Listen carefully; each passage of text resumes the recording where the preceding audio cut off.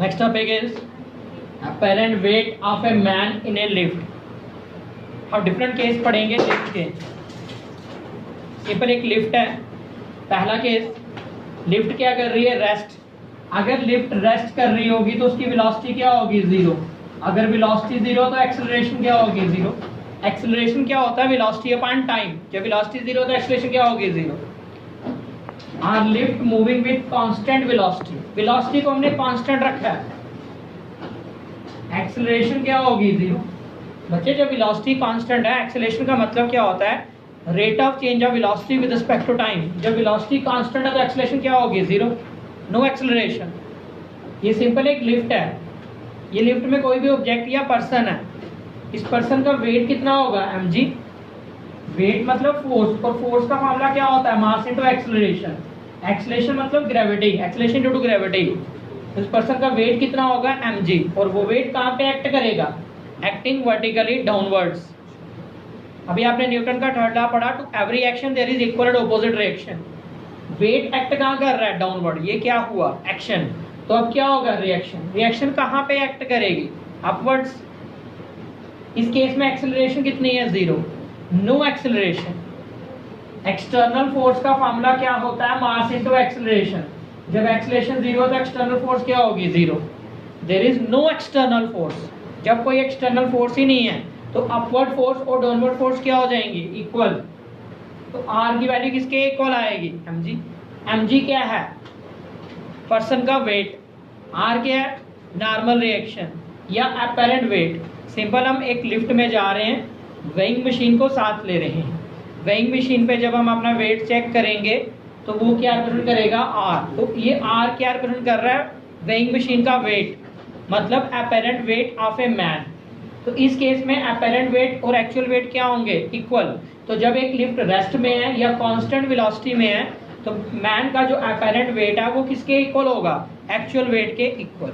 इस केस में मैन का जो वेट है वो किसके इक्वल होगा? एक्चुअल वेट के इक्वल होगा।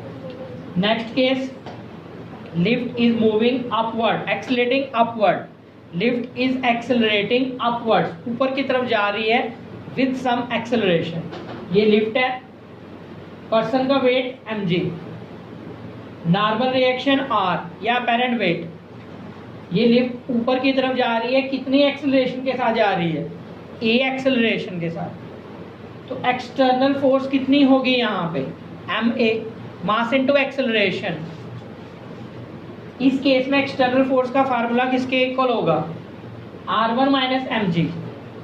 ये लिफ्ट कहाँ जा रही है? अपवर्ड, ऊपर की तरफ। इसका मतलब अपवर्ड फोर्स ज्यादा है, तो r1 माइनस mg। mg को इधर शिफ्ट करिए, f प्लस mg। तो r1 की वैल्यू क्या आएगी? f plus mg। External force कितनी है? Mass into acceleration. r की वैल्यू क्या है? mg। m कॉमन ले लीजिए, g प्लस a।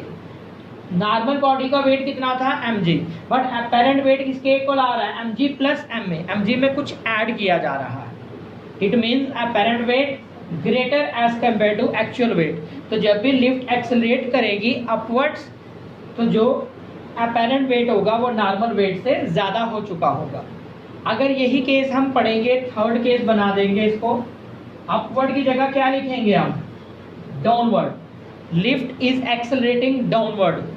तो ये वाला एरो नीचे की तरफ आएगा। नोट्स में ये ठीक कर लीजिएगा, थर्ड केस में जो एरो है वो डाउनवर्ड्स आएगा क्योंकि lift is accelerating downwards. Notes में ये करेक्शन कर लीजिएगा।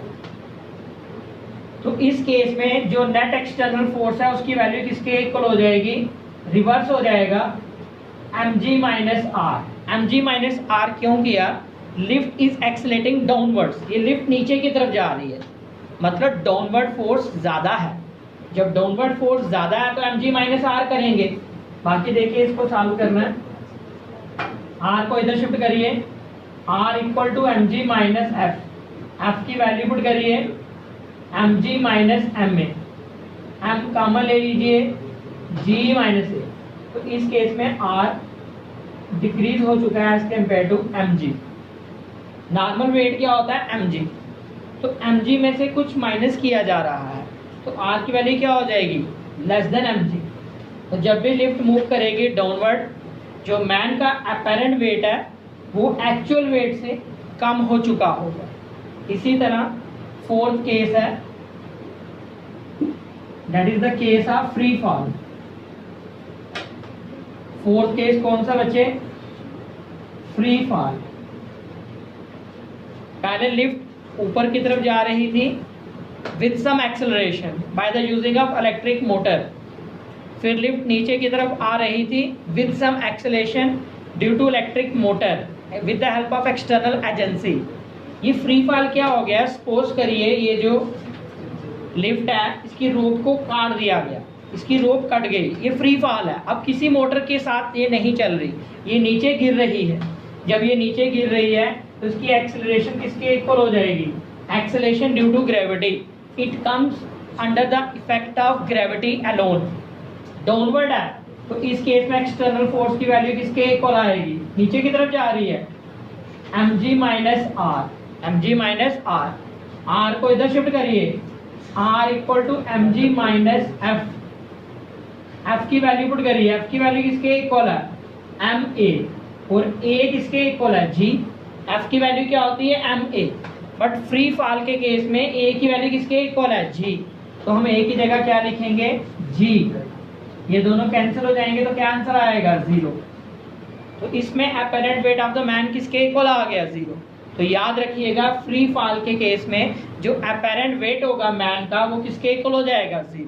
क्यों? क्योंकि जो लिफ्ट है it comes under the effect of gravity alone. इस केस में जो लिफ्ट डाउनवर्ड जा रही है वो उसकी रस्सी कट चुकी है, वो किसी मोटर की हेल्प से नहीं जा रही। It comes under the effect of gravity alone. A की वैल्यू जी के इक्वल हो चुकी है। एक्सटर्नल फोर्स का फॉर्मूला क्या होता है? Mass into acceleration. बट इस केस में एक्सेलरेशन की वैल्यू किसके इक्वल है? जी। तो एफ की जगह क्या लिखेंगे? mg। दोनों कैंसिल तो r किसके इक्वल आ गया? 0। तो याद रखिएगा apparent weight of a man in case of free fall equal to 0। Thank you student.